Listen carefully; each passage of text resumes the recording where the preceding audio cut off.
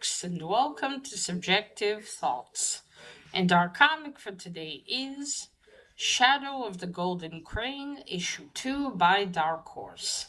Now, there is fighting, a bit of violence, some destruction, and a demon in this one.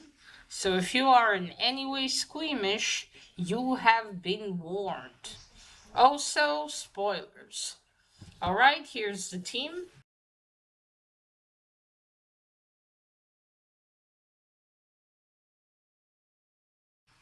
So, it took me a while to get to this one, mainly because it took a while for it to get to me. And then I had other things to read. Of what I remember when we left off, Sue, Hellboy, and what was his name? Tristan something? Or Christian? Yeah, I'm gonna check later. They were in a diner talking about Sue's visions. That's where it left off. And I thought, about her visions and her. I think she was considering or was going to tell them about her uncle. But then this starts without a mention of it at all, so I'm a bit confused. Unless she was thinking of telling them, but not actually going to. I don't know. But anyway, we start this one with Hellboy went off to California to investigate something else, and they both went to West End to also investigate something. A grandma has disappeared several days ago, and the case showed signs of possession or demon possession.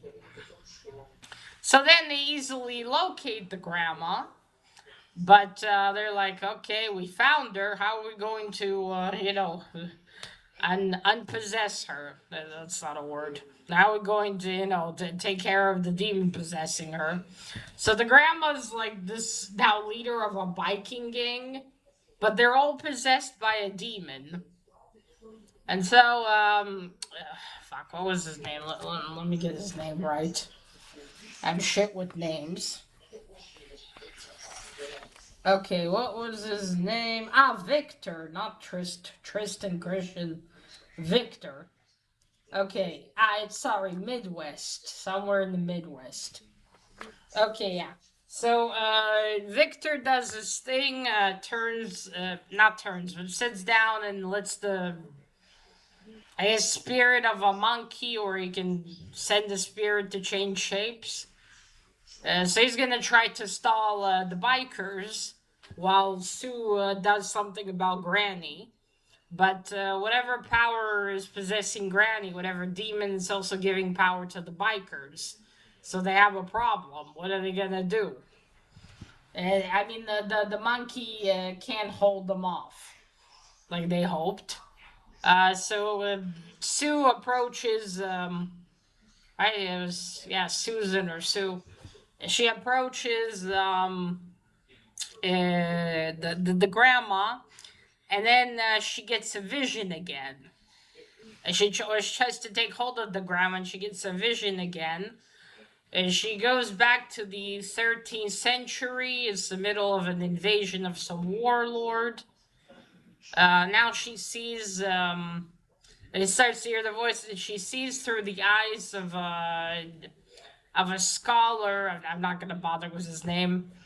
But he's a member of the Shadow of the Golden Crane Society, right? Was it? Yeah, I think it was Shadow of the Golden Cranes, or the Golden Crane Society, actually. Yeah, the Golden Crane Society. Anyway, he's there to investigate because he thinks that this warlord might have gotten access to an artifact that has magic in it. So he's going around asking people, and then he asks a few men drinking rice wine. If they've seen anything, they don't know, but if he gives them more rice wine, they'll tell him. And he said, I won't waste your time, you don't waste my time. But then one of them approaches him, and he says, wait, I got something to tell you. And then he shows that he, too, is a member of the Golden Crane Society. So apparently these tattoos can be anywhere really, because his is on his left arm, so they don't have to necessarily be on the chest. So anyway, they join up together. They're going to find out about this warlord. So they're walking, and this other guy, I'm also not going to bother with his name. I'll call him, I don't know, the one's a scholar, and we'll call him the wine drinker, fuck it.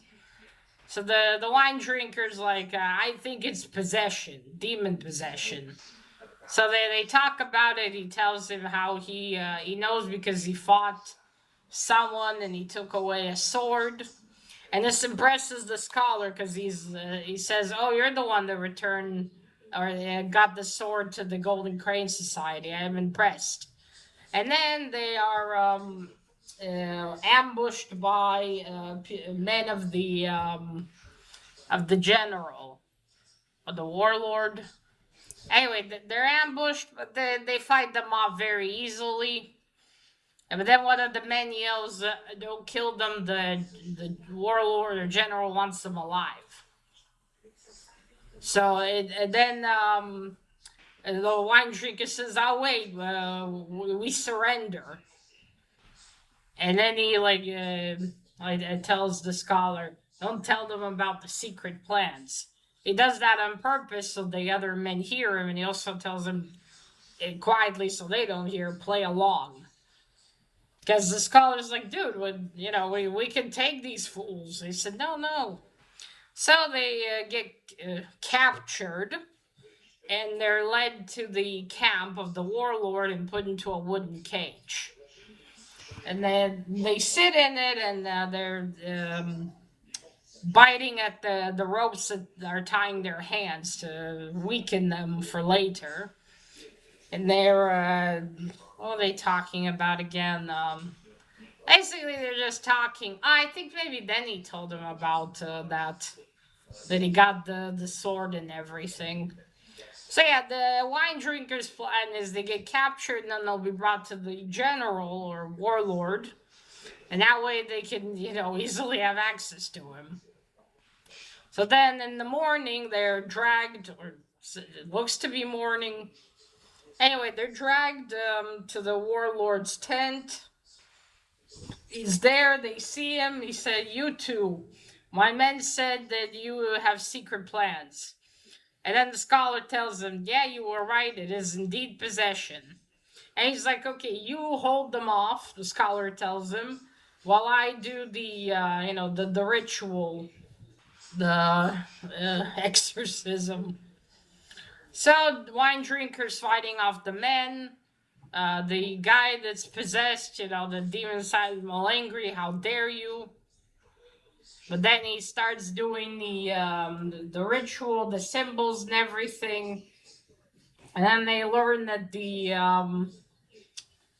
demon was in a brooch, or not a brooch, but you see this right here? That's right next to Sue. It's this like pin, you would stick it in your hair, like here. So the demon was locked inside of it. So it is done. The warlord is not really a warlord, but the man that was possessed is free, and he. So as it turns out later, he was just a merchant who found this hairpin, and then got possessed. And the demon also possessed other people probably around and got an army.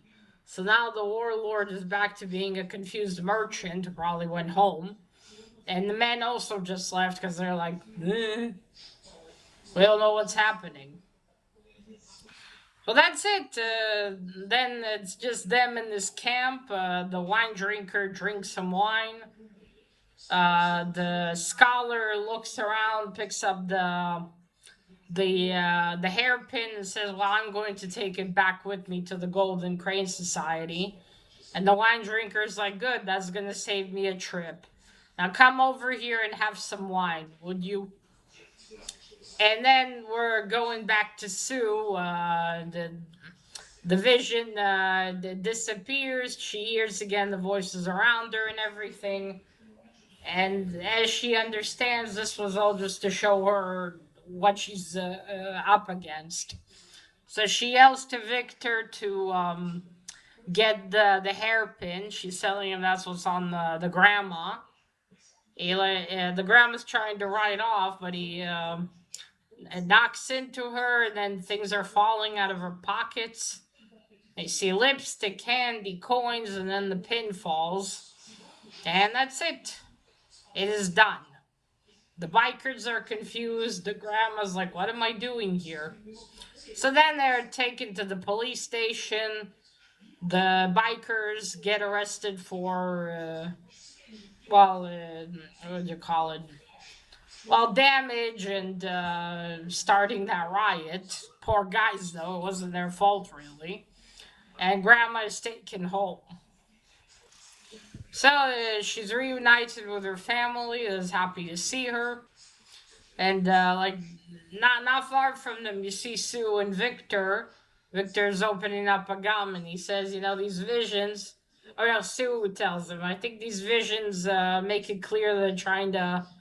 These visions are trying to tell me something, because they're related to these things we keep finding. Because I think also in the last one there was something too that they took away from the demon. But yes, they're like, okay, so this is trying all to tell me something. And then Victor's like, do you think this is something that's gonna bring us trouble in the near future? And she says, unfortunately, I have no doubt it will. And that's it. That's where the issue ends. Okay, so first the cover. I like it. You see Sue over there in the middle. Got the pin. Oh, this is, by the way, the scholar. And this is wine drinker guy. Looks almost kind of, they gave it like the Mike Manola style. Okay. Now let me just check something.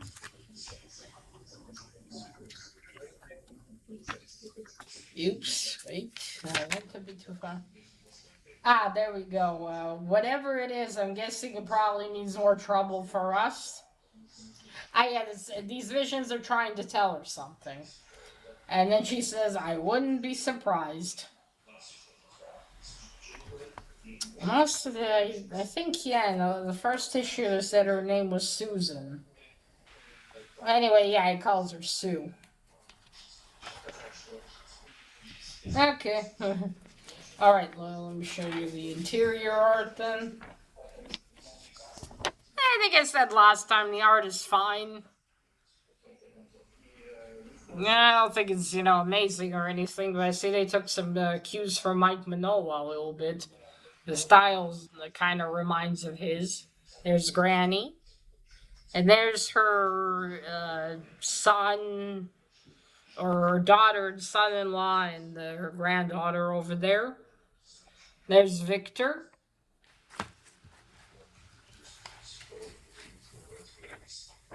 And there we go. Look at Granny. Granny became gangster. Look at all the bikers. So they're causing mayhem. You see? The police. And she's like, don't shoot. And then Victor does his thing.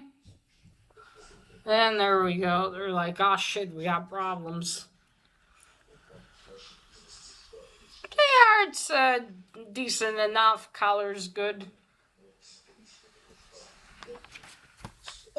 Okay, so I thought in issue 2 we would be reading up about her uncle, or she'd tell us a story about the uncle, but maybe I got it wrong. I think it's been like a month and a half since I read number 1, I think. Because, again, it took a while for me to get the next issue, so I don't know. But overall, it does seem like these visions are just going to keep leading her, but I wonder for, how long, because there's only 2 more issues left, so I'm starting to wonder if they didn't know what direction to take the story in, because we stopped at, the uncle, and I thought, okay, maybe in this one we get a flashback about the uncle and more about Sue. And although we got another flashback, a bit more of another someone who was in the Golden Crane Society, that was essentially it. So we're gonna have these two flashbacks, and then what? How are they gonna? Yeah, I'm starting to wonder what direction they're gonna take with the story. Now, if this was ongoing, I'd say okay, let's see. But this is, two more issues. So where is it gonna go exactly? Like the idea with Sue and the Golden Crane Society sounds very interesting. So it's gonna be a shame if they, don't at least explore it a bit better and show more of it. Because essentially it's kind of like the BPRD. They investigated weird things just in China, and then they would lock up these things so they wouldn't fall into the wrong hands or the hands of innocent people. It's kind of the same thing, but they were secret and everything. Then still, it seems like I don't know where this is gonna go. Because again, you think they would continue with, okay, she tells a bit about her uncle, and then they're continuing. But here, Hellboy went somewhere else, and here we have, just her and Victor now, and the same thing kind of happens. They meet a demon, and she gets a vision. I certainly hope the next issue won't be the same, because then how are they gonna wrap this up? Unless they're planning a second series for this. Like, it'll be this one, then it'll be something else with the Golden Crane Society. Well, I don't know. I guess I'll see, but so far I think the direction this is going is confusing. I do hope it'll at least be decent. But I guess I will find out. So that is it, folks. Let me know what you thought of Shadow of the Golden Crane issue 2. And remember, collect what you're passionate about and share it on YouTube. Bye!